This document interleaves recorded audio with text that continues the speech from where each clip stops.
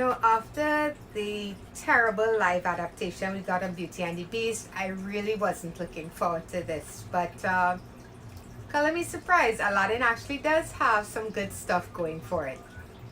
Aladdin, directed by Guy Ritchie and starring Will Smith, Mena Massoud, Naomi Scott, and Marwan Kenzari, tells the story of a Grand Vizier who seeks to have power over all, and to do so he needs to get his hands on a certain magical lamp. So he gets a street urchin by the name of Aladdin, or aka the Diamond in the Rough, to go after said lamp for him. Now, Disney has been on a kick, as everybody know, of taking their beloved animated movies and turning them into live adaptations with varying results.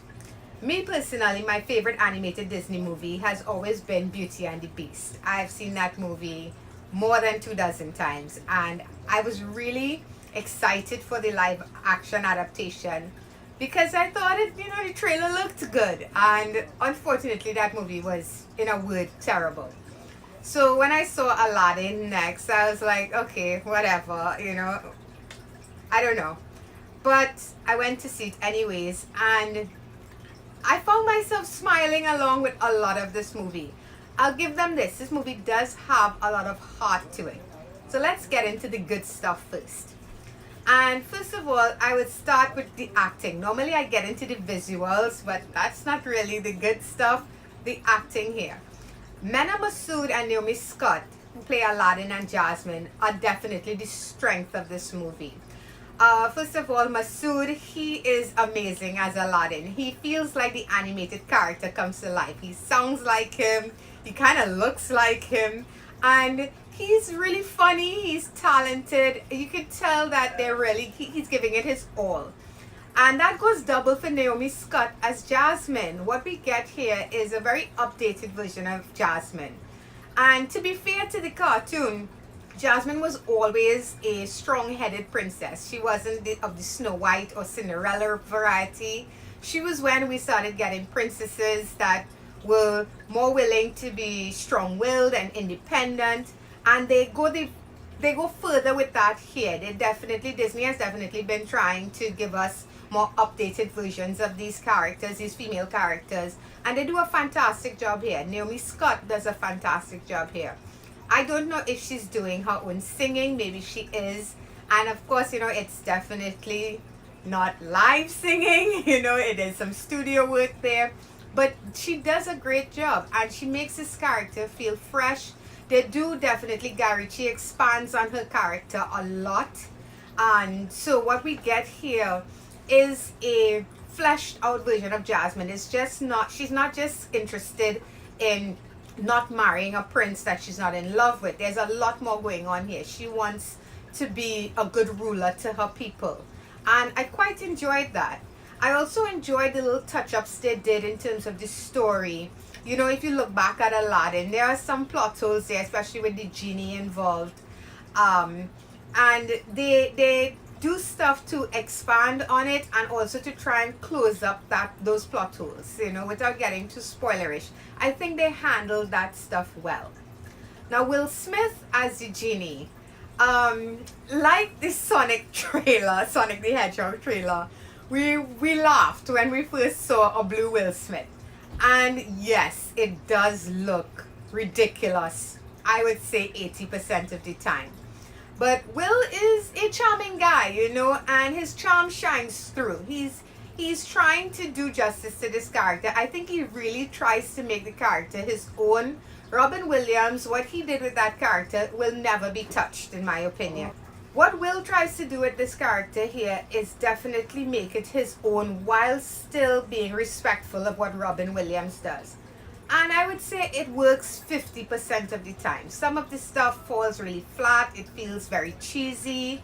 Most of the stuff I think works, especially when it's normal Will Smith, I should say. The CG in this is not that good, Agrabah looks great. The costume designs are fine. The locations definitely look like set pieces, but it's still forgivable, It definitely looks better than Beauty and the Beast. I will give it that. But I think Will, he's doing his best with what he's working with, and like I said, about 50% of the time it works. At least it did for me. Maybe more people might think that it's great, but for me, it's 50-50. The music, of course, is where the strength of these movies have always lied. You know, these songs are so memorable. Even if you haven't seen these movies in years, like I haven't, I think the songs just seem to come back to you.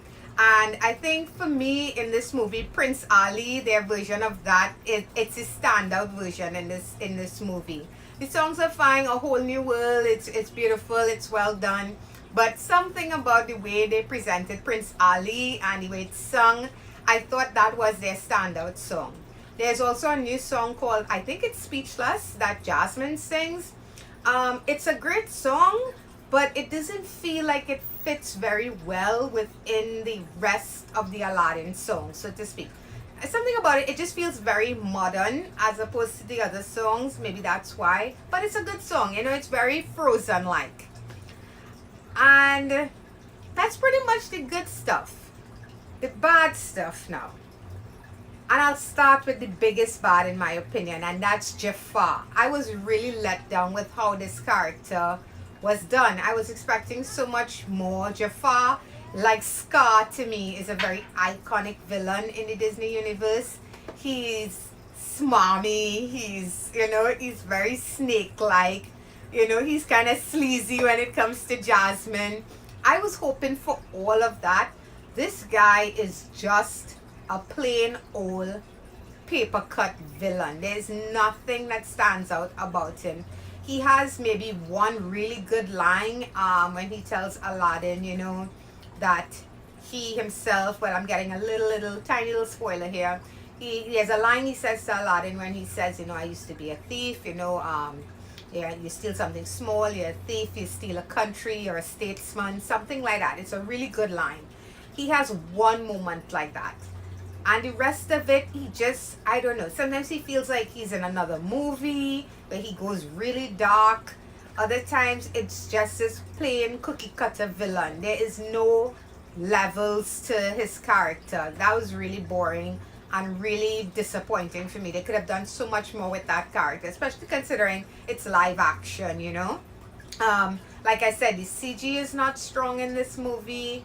It looks good in some places, in other places, especially with the genie, it looks kind of weird and the dimensions seem a bit off. Magic carpet looks fine, you know. The monkey, again, it's shaky.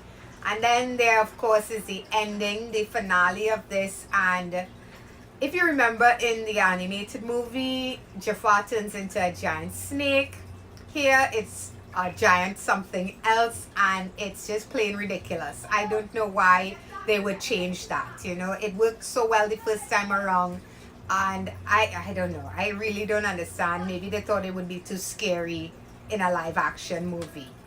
So guys, what I will say overall about this movie is it's definitely a better made film than Beauty and the Beast. The music is better. It has some fun dance sequences in it, if that's really Mena Massoud dancing. He's a really good dancer. The chemistry between Jasmine and Aladdin is very good. The actors are funny and heartfelt. They carry this movie. Will is trying, but I don't know. These Disney live action adaptations for me, they feel kind of hollow. They don't have the magic of the animated films. They just feel like a cash grab, and I watch them and I kind of feel bad. I feel like I shouldn't be putting money behind something that is obviously nothing more than a cash grab. Instead of Disney giving us new material, they're rehashing their old material. At the same time, I was entertained, you know. Overall, it's not as memorable as the original, but it's not an utter failure like Beauty and the Beast. So I would give Aladdin 2019 a 6 out of 10. Maybe if you're not too excited for these movies, you could check it out at home when it comes out, you know, but it's not a bad film to see in cinemas either. And maybe for this generation, this will be their iconic versions of the Disney films. I for one think that the animated films so far, they've been winning, and the live action adaptations have just been so. And that's going to be it for this review, guys. I hope you enjoyed it. If you did, please feel free to hit that thumbs up button. It's very much appreciated. If you guys want to subscribe to my channel, you can click on my face right over there.